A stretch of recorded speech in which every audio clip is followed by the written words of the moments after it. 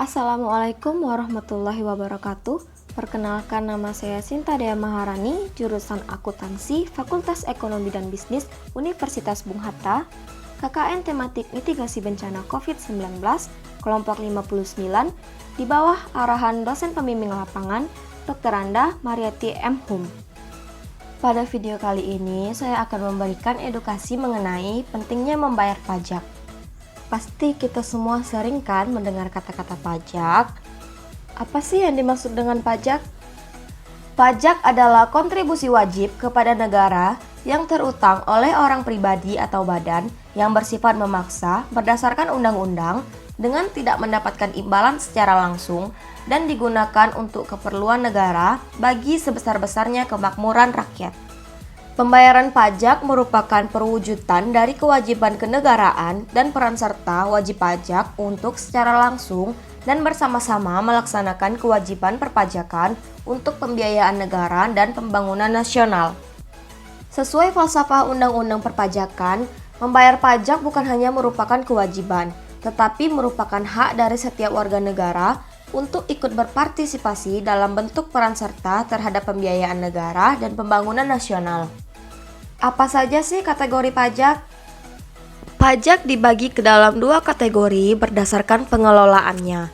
Yang pertama yaitu pajak pusat yang dikelola oleh Direktorat Jenderal Pajak, dan yang kedua adalah pajak daerah yang dikelola oleh pemerintah daerah.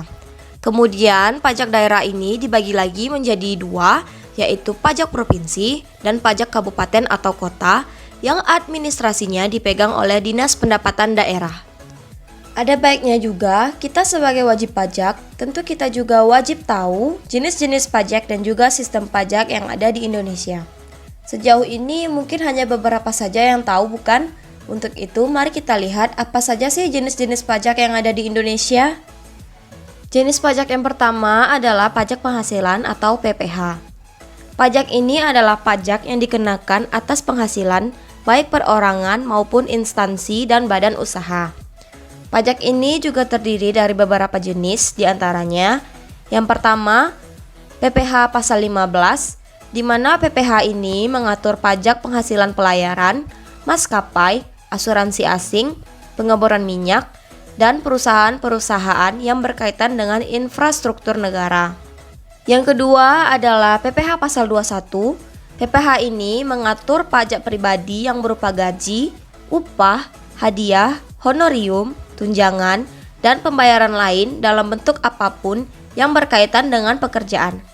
Dan yang terakhir adalah PPH pasal 22 yang mengatur tentang pajak perdagangan barang. Jenis pajak yang kedua adalah pajak pertambahan nilai atau PPN. Pajak ini merupakan jenis pajak yang dikenakan pada setiap jenis barang atau jasa dalam peredarannya dari produsen ke konsumen. Contohnya, PPN biasanya dibebankan kepada kita selaku konsumen terhadap barang atau jasa yang kita beli tetapi tidak secara langsung, melainkan dibayarkan melalui perdagangan atau pengedar barang yang kita beli tersebut. Barulah dari pedagang disetorkan kepada Dirjen Pajak. Istilahnya mereka ini adalah pengusaha kena pajak. Nah, besarnya pajak PPN ini di Indonesia adalah 10% untuk barang yang diperdagangkan dalam negeri dan 0% untuk ekspor. Jenis pajak yang ketiga adalah pajak penjualan atas barang mewah. Selain PPN, ada juga jenis pajak penjualan atas barang mewah yang dibebankan dalam kegiatan perdagangan dalam negeri yang biasa kita dengar. Jenis pajak barang mewah ini diatur dan dihitung juga bersamaan dengan PPN. Jadi, barang mewah yang seperti apa sih yang kena pajak di Indonesia? Di antaranya yaitu yang pertama ada barang yang hanya bisa dibeli oleh kelompok masyarakat berpenghasilan tinggi. Yang kedua ada barang yang hanya dikonsumsi oleh kelompok orang tertentu. Yang ketiga ada barang yang bukan merupakan kebutuhan pokok. Dan yang keempat ada barang yang dibeli demi status atau gengsi. Jenis pajak yang keempat adalah bea materai. Ini adalah pajak atas pemanfaatan dokumen. Biasanya ini dikenakan kepada kita yang sedang mengurus surat-surat atau perjanjian yang bernilai tertentu.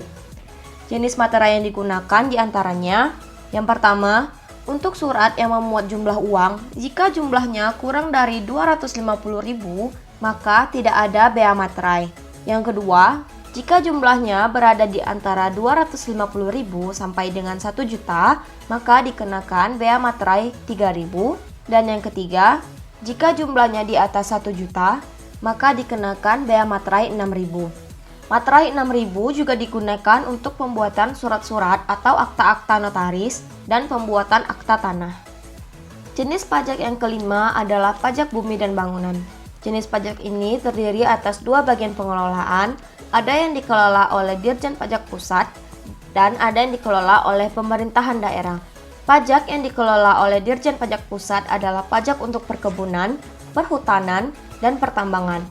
Sedangkan pajak yang dikelola oleh pemerintah daerah adalah pajak untuk bangunan di pedesaan dan perkotaan, sehingga masuk ke pajak daerah.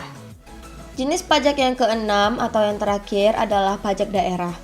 Jenis pajak ini terbagi atas dua bagian, yaitu pajak provinsi dan pajak kabupaten atau kota.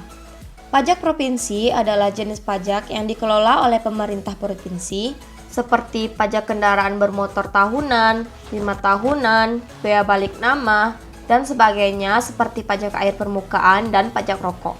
Sedangkan pajak kabupaten atau kota merupakan jenis pajak yang dikelola oleh pemerintah daerah tingkat 2, yaitu kabupaten atau kota. Seperti pajak hotel, hiburan, restoran, reklame, parkir, air tanah, dan sebagainya. Lalu, kenapa sih kita harus membayar pajak kepada negara? Mungkin masih banyak yang bertanya-tanya seperti itu sampai saat ini. Mau tahu alasannya? Simak penjelasannya berikut ini ya. Alasan yang pertama adalah sebagai anggaran pendapatan dan belanja negara. Pajak sendiri menjadi penerimaan negara terbesar yang dikumpulkan negara lewat anggaran pendapatan dan belanja negara atau yang sering kita dengar sebagai APBN. Gunanya untuk membangun fasilitas negara seperti infrastruktur, sarana pendidikan, kesehatan, pertahanan dan keamanan, dan masih banyak lagi. Itulah kenapa kita harus membayar pajak, yaitu sebagai bentuk partisipasi warga negara Indonesia. Yang kedua adalah kewajiban setiap warga negara Indonesia atau WNI. Pembayaran pajak merupakan sebuah kewajiban yang harus kita lakukan sebagai warga negara Indonesia. Jika kita tidak membayar pajak, maka kita dapat memperoleh hukuman mulai dari denda hingga kurungan penjara. Oleh karena itu, mari kita bayar pajak. Yang ketiga yaitu memperlancar proses bisnis dan meningkatkan kredibilitas usaha sosial. Kepemilikan NPWP atau nomor pokok wajib pajak merupakan persyaratan dari banyak transaksi bisnis yang dilakukan oleh usaha sosial. Contohnya, NPWP diperlukan sebagai salah satu syarat untuk membuka rekening atas nama usaha sosial kita di bank. Selain itu, saat usaha sosial kita memperoleh pendanaan dari pihak lain, NPWP lah yang merupakan salah satu yang diminta sebagai bukti bahwa usaha sosial kita memiliki kredibilitas. Yang keempat yaitu sebagai kontribusi bagi negara. Pembayaran pajak yang kita lakukan akan digunakan untuk pembiayaan banyak fasilitas umum, seperti jalan, kendaraan umum, dan sekolah. Selain itu, pajak juga digunakan untuk penyediaan fasilitas bagi rakyat miskin, sehingga kesenjangan antara rakyat yang kaya dan miskin semakin berkurang. Dengan membayar pajak, kita telah ikut berpartisipasi dalam meningkatkan kualitas negara. Yang kelima yaitu kita adalah pembangun negara. Tanpa kita sadari, ternyata kitalah yang membangun negara, bukan pemerintah. Pemerintah hanya menyediakan sarana untuk membangun saja. Tetapi dari pajak kitalah pemerintah bisa membangun jalan atau jembatan, bahkan gaji PNS, polisi, dan presiden juga berasal dari pajak. Jadi, jika kita ingin membangun negara Indonesia yang makin baik dari segi fasilitas, sarana, prasarana, dan layanan, maka kita harus membayar pajak terlebih dahulu. Dengan begitu, pemerintah akan mendapatkan sumber dana yang memadai untuk memenuhi segala kebutuhan warga negaranya. Yang terakhir adalah kontrak antara warga dan negara. Bukankah kita tinggal di Indonesia secara gratis? Kenapa ada kontraknya? Kontrak di sini maksudnya adalah komitmen antara kita dan pemerintah. Jadi, jika kita ingin mendapatkan pelayanan yang terbaik dari pemerintah, maka kita harus membayar pajak ke pemerintah. Lalu, pemerintah akan menggunakan pajak untuk membangun segala fasilitas yang kita butuhkan. Anggap saja pajak ini adalah investasi yang kita tanam di negara kita.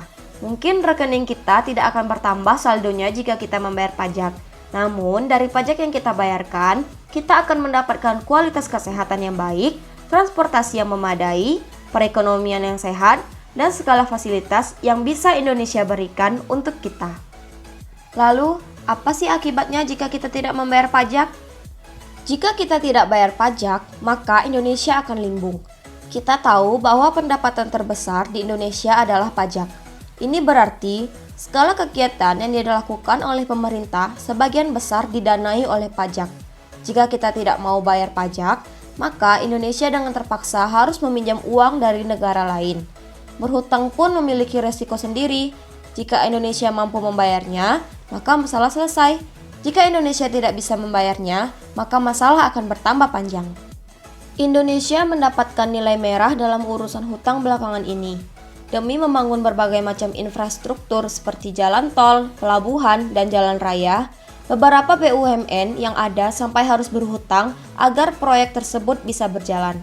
Tidak salah memang, mengingat tingkat hutang yang ditimbulkan masih bisa diatasi. Namun, hutang tersebut minimal bisa kita kurangi jika kita membayar pajak. Memang apa sih akibatnya jika negara tidak bisa membayar hutang? Jika negara tidak mampu membayar hutang, maka paling ringan akibatnya adalah beberapa aset negara akan dilepas. Contohnya seperti kasus Pakistan yang melepas Gwadar Port gara-gara tidak bisa melunasi hutangnya ke Cina. Berikut ini ada beberapa kasus yang timbul akibat tidak membayar pajak. Contoh kasus yang pertama adalah Ani membeli rumah si Budi.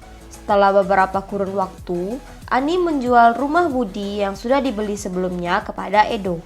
Karena Edo tidak memiliki uang cash untuk membeli rumah tersebut, Edo pergi ke bank dengan tujuan meminjam uang untuk membeli rumah tersebut.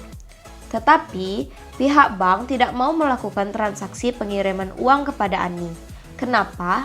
Karena ternyata rumah yang ingin Ani jual kepada Edo tidak memiliki IMB atau izin mendirikan bangunan. Rumah yang tidak memiliki IMB memang memiliki resiko yang tinggi. Salah satunya adalah pemerintah setempat dapat membongkar bangunan tersebut karena tidak memiliki IMB. Contoh kasus kedua. Contoh ini adalah akibat yang lebih besar karena tidak membayar pajak, seperti yang dialami oleh Nigeria. Negara di benua Afrika tersebut memiliki hutang dan tidak bisa membayar hutangnya kepada Cina. Akhirnya, Cina mengintervensikan beberapa kebijakan kepada Nigeria, seperti menggunakan mata uang yuan sebagai alat pembayaran yang sah. Selain itu, Nigeria juga wajib menggunakan tenaga kerja dari Cina untuk membangun segala infrastruktur di Nigeria. Ngeri bukan membayangkan negara kita hancur karena kita tidak membayar pajak? Sebagai salah satu warga Indonesia, paling tidak kita bisa ikut berkontribusi membangun Indonesia lewat pajak. Keuntungannya bagi Indonesia adalah segala bidang bisa tumbuh ke arah positif, seperti ekonomi, kesehatan, sosial, lingkungan, transportasi, dan lain-lain. Sedangkan keuntungannya bagi kita adalah segala fasilitas, sarana, dan prasarana yang kita butuhkan akan tersedia. Win-win solution bukan? Oleh karena itu, mari lakukan kewajiban kita sebagai warga negara Indonesia dengan membayar pajak. Sekian video edukasi mengenai pentingnya membayar pajak dari saya. Terima kasih untuk semua yang sudah menonton video saya dari awal hingga akhir. Semoga video ini dapat bermanfaat bagi kita semua.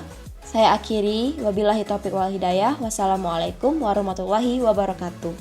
Thank you.